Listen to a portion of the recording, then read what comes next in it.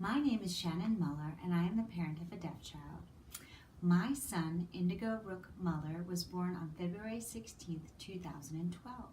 It was an easy pregnancy, scheduled C-section. I walked into the OR. I actually knew that my OBGYN, she was a close friend, and she asked me if she wanted to put Madonna on the radio, and so she put Madonna on the radio, and he was born.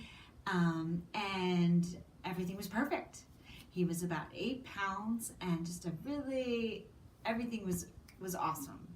And about 2 in the morning, I guess the next day, a nurse came in and woke me up. And her first question was, do you have any history of deafness in your family? And I was like, what? What did you say?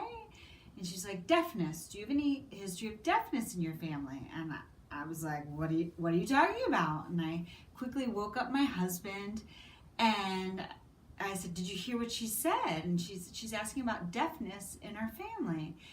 At which point she said that our son had failed the newborn hearing screening not once, but twice. And she left the room and she came back with a small brochure on deafness. And at which point my husband and I became irate. And we basically chased her out of the room and said, how dare she come with that information without a pediatrician?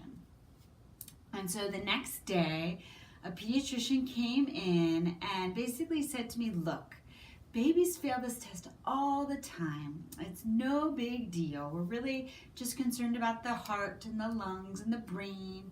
In 30 days, your son will be retested, and I'm sure it's going to be fine.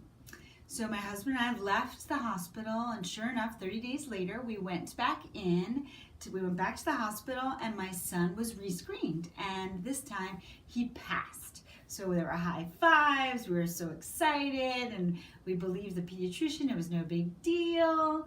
And so we went on our way, and it was about 6 months later that my husband came to me and said, do you think something's wrong with our son? And I said, I don't know what you're talking about. You know, I enter his room. He looks at me when he's asleep, and I walk in, he sits right up. He said, well, he doesn't respond to me. And I was floored. So I took our son, Indy, to the pediatrician, and the pediatrician laid him down. I shared with her how my husband was feeling, and she did the snap tests. She went like this, and sure enough, Indy turned. He turned left, he turned right. She said, he's fine, go home, enjoy your baby. And I said, well, I know this isn't gonna work for my husband. I was like, could we get a referral for another test? And she said, no. She said, look, he passed the rescreen, he's fine, go home. So I went home that day and I still didn't feel good about it. So I went to the internet and I Googled audiology, and I found a local university, and I called them up and I talked to a professor there who said she would do an ABR for $20.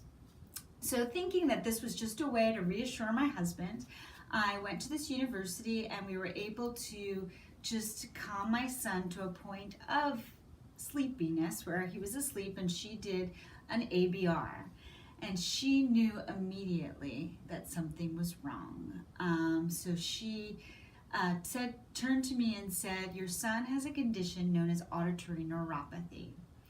She also was the first person to explain to me the different tests. So my son at birth was given an ABR, which is a test that measures the brainwave response.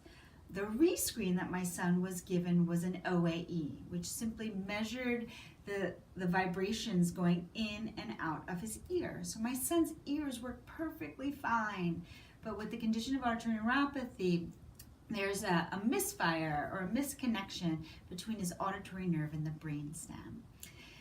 So from there, we went to get an official ABR done.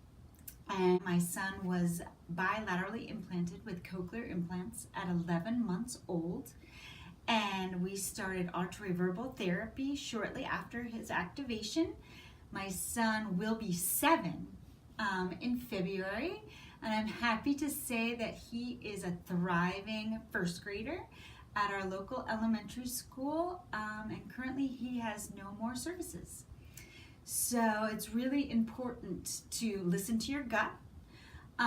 Listen to parents when they say that I think something's wrong, and make sure that those follow-up tests get done. And definitely red flags should be waved if a child fails an ABR at birth but then passes a rescreen for that condition of auditory neuropathy. And if caught early, through detection and intervention, a child can succeed.